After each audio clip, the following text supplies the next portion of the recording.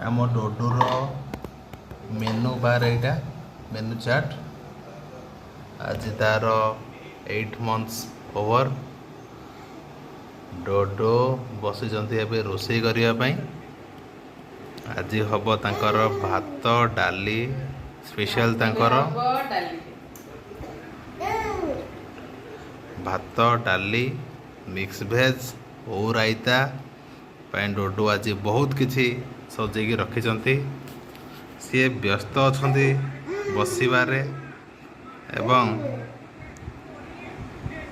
ଚିନ୍ତା କରୁଛନ୍ତି ବହୁତ ସାରା କ'ଣ ଆଜି ରୋଷେଇ କରିବେ, କ'ଣ ପ୍ରିପାରେସନ୍ କରିବେ।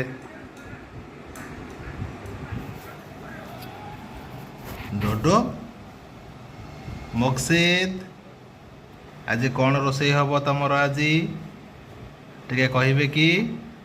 ଟମାଟୋ ଭଜା ହବ ବୋଧେ, ଟମାଟୋ ରାଇତା ଓ ସାଙ୍ଗରେ